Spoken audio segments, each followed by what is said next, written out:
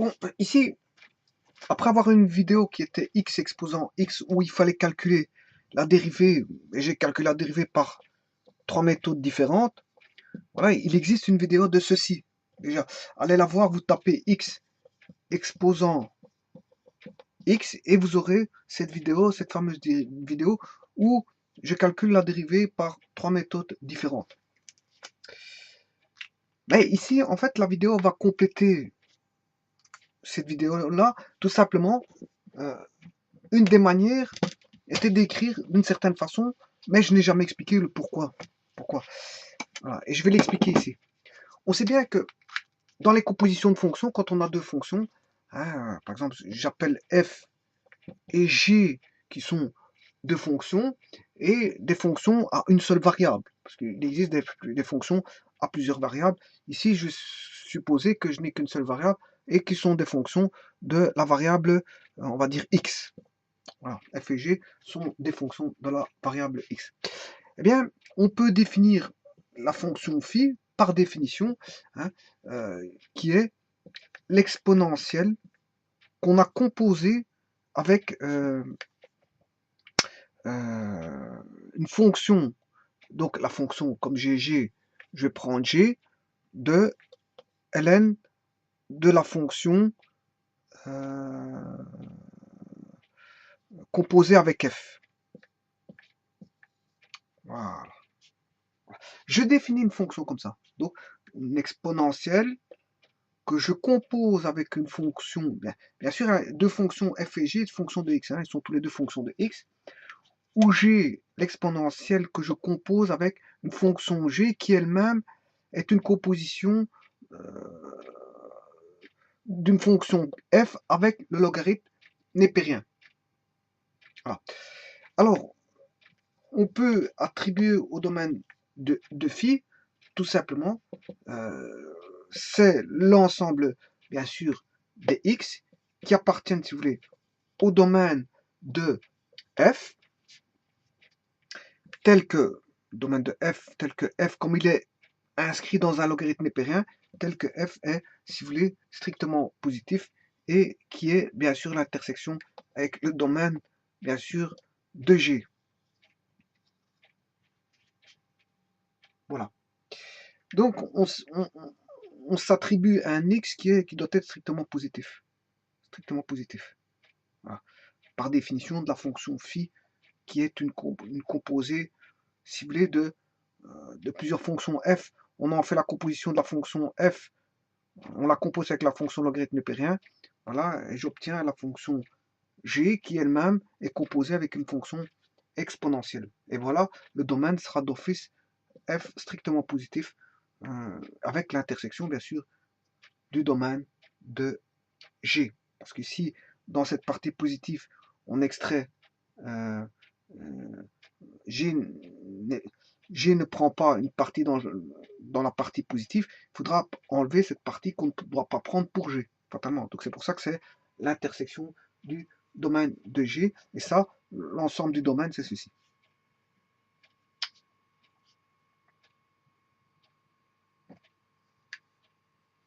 Alors, par question de commodité,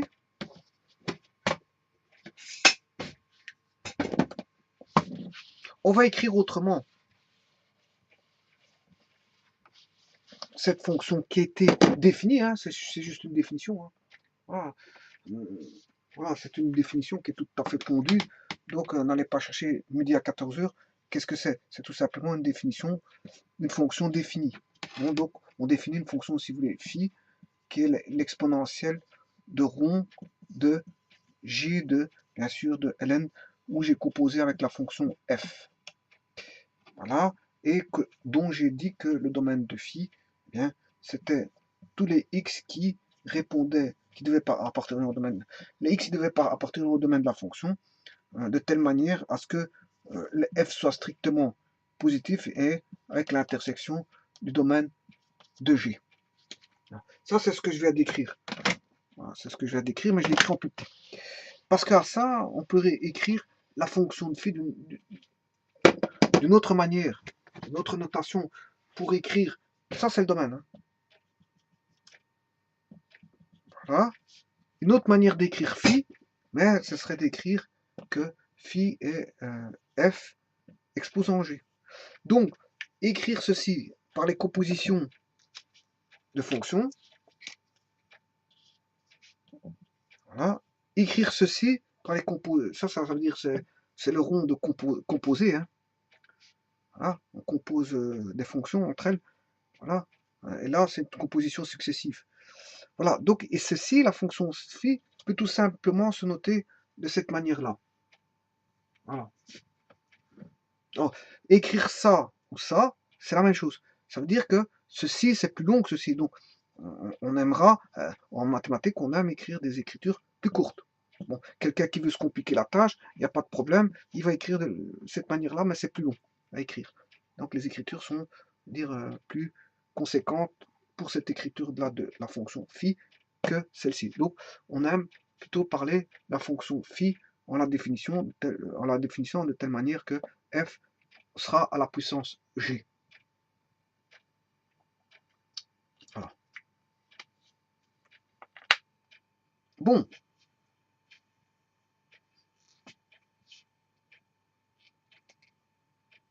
On va écrire ça autrement. On peut écrire que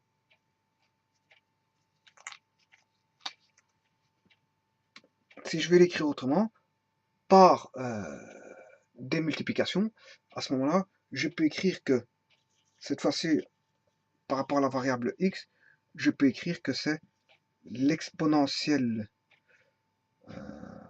fois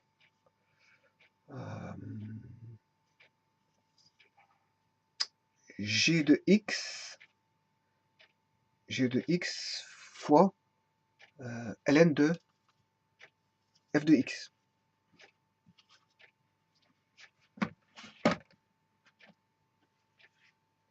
Voilà.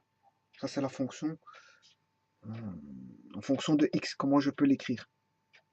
Voilà, par des multiplications. Donc, c'est l'exponentielle de l'exponentielle. S'il n'y a pas de fois, je m'excuse, parce que c'est une exponentielle de. Par contre, là, c'est g de x fois ln de f de x. J'ai composé f et ln, hein, qui va donner ln de f de x. Voilà. Et ensuite, je compose bien sûr avec g. Hein, g de x va donner g de x fois la composée de ln de f de x. Et bien sûr, de ça, je la compose avec l'exponentielle. Donc, il suffit de prendre l'exponentielle ici. L'exponentielle de g de x fois ln de f de x. Bon, mais ceci peut aussi s'écrire d'après les propriétés des exponentielles.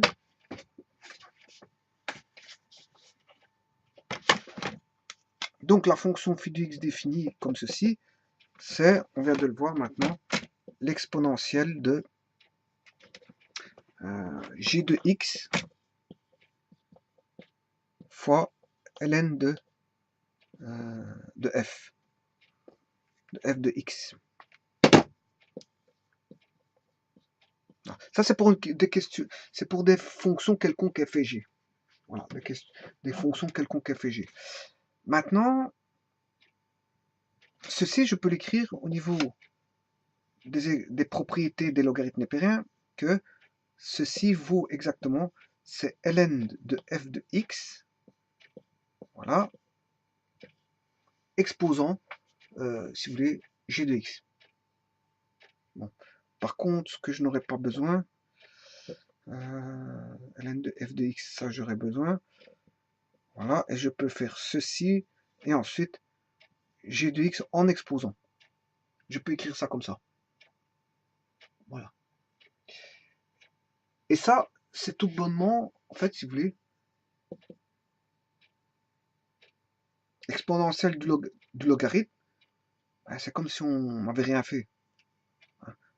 C'est des fonctions réciproques. En fait, l'exponentielle et le logarithme, vous retombez sur l'argument. Mais alors, à ce moment-là, c'est vrai qu'ici, le f de x, normalement, pour que ce soit bon, il faut que je le mette ici.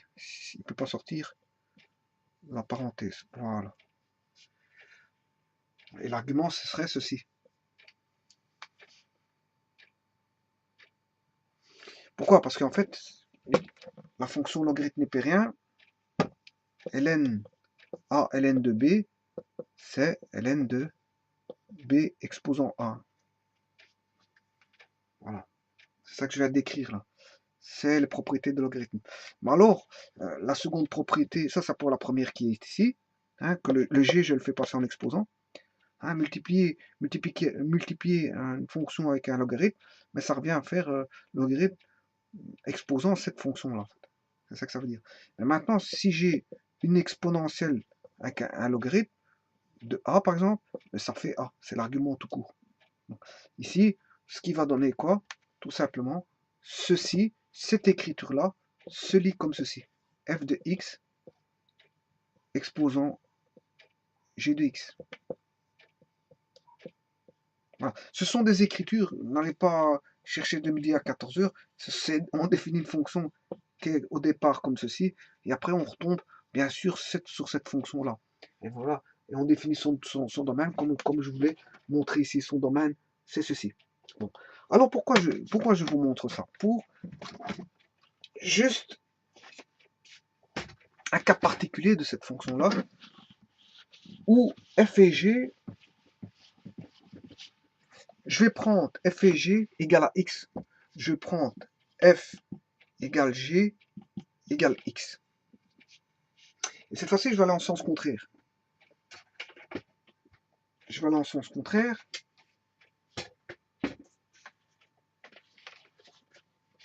Si f de x égale x, là j'ai x. Et si g de x égale x, puisque f et g sont les mêmes, voilà. Que va devenir cette fonction-là particulière? Voilà.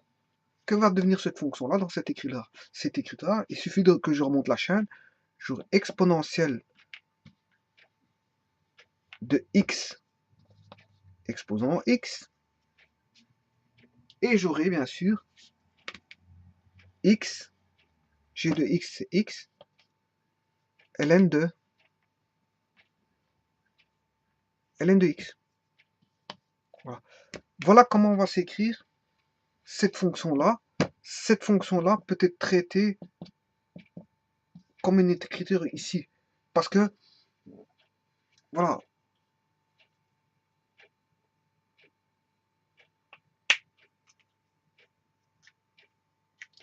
il n'est pas simple de calculer certaines choses avec ça. Notamment les dérivés, les limites, etc. de tout ça. Hein, je suis obligé de passer par un artifice de calcul pour calculer les limites de certaines choses par rapport à ça. Pour calculer les dérivés, etc. Je ne sais pas le faire directement avec ceci. Bon, donc il faut un artifice de calcul. Et le seul artifice de calcul pour y accéder à certains calculs sur x exposant x, c'est de passer, je veux dire, par des tours de passe-passe, dont en voici un. Voilà. Par la définition de la fonction phi qui a été définie tout à l'heure, ben, je peux repasser de là à là. Et grâce à ça, je peux calculer facilement des dérivés, je peux calculer facilement des limites. Voilà. Bon, et c'est pour ça qu'à ce moment-là, quand j'avais calculé les dérivés, je l'avais calculé avec une formule de ce style-là. Vous allez voir la vidéo qui s'intitule X. Vous tapez X exposant X, bien sûr, dans les calculs de dérivés, hein, vous aurez toute une panoplie de. Enfin, vous aurez des vidéos qui vont apparaître et vous prenez calcul de dérivés. Et dans le calcul de dérivés, je suis parti de ceci. Pour la calculer la dérivée de ceci, j'ai dû repasser par. Bien sûr, il y avait trois méthodes. Hein. Une des méthodes passait par là.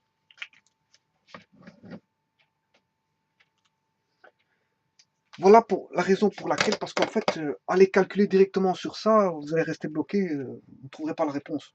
Si on vous demande de faire des calculs avec ça, voilà, pas grand chose qui apparaît avec ça. Voilà. Et ça, c'est une fonction, comme je viens de le dire, qui est strictement positive. Hein. Cette fonction-là va dépendre de f qui est strictement positif. F c'est x, mais du domaine de G. Le domaine de G, voilà, domaine de G, c'est R. Mais comme lui, c'est R, G, ça va être X, et la fonction F, c'est X, comme lui, le X là, il est limité, je veux dire, pour X strictement positif, mais lui, c'est R, eh bien, c'est lui, l'intersection des deux va être limitée à X strictement positif. Donc, qu'est-ce qu'on peut dire déjà du domaine ici? Le domaine de cette fonction-là, c'est déjà les X qui seront strictement positifs d'office. Donc, vous voyez, on peut déjà tirer, je veux dire, une petite conclusion ici, c'est que son domaine sera strictement positif. Voilà. Et maintenant, je vais passer une autre vidéo et je vais calculer les limites pour éviter de faire des mélanges. Je vais calculer la limite, voilà, quand x tend vers justement ce fameux 0. Bon, les dérivés, ça a déjà été vu, donc c'est pas la peine que je revoie. Je vous dis, il y a 3 méthodes. Il existe une vidéo avec 3 méthodes. Allez la voir, voilà. Et là, vous avez le domaine. Et dans une autre vidéo, je vais étudier la limite. La limite. Et bien sûr, avec ces 3 vidéos-là, vous pouvez entrevoir la fonction, comment elle va être. Je vous dis tout de suite, la fonction, comment elle va être. C'est une fonction un peu spéciale. Hein. Voilà. C'est une fonction, si vous étudiez la dérivée que j'ai étudiée là, dans cette vidéo-là, c'est une fonction que vous allez trouver qui fait comme ceci. Voilà, un peu spécial. Et alors bon, ici, bien sûr, elle ne sera pas définie en ce point-là.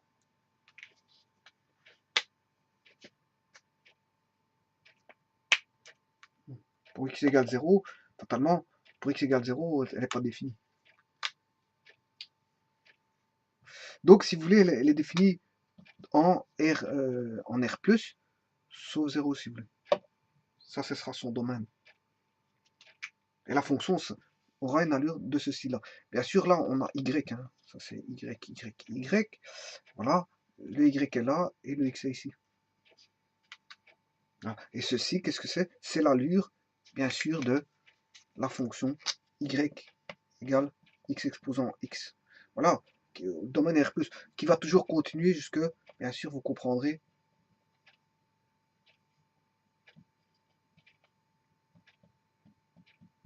continuellement, jusque l'infini. Enfin, elle va tendre vers l'infini. Voilà. Voilà. Dans une autre vidéo, je ferai le calcul ici de la limite. Je vous remercie.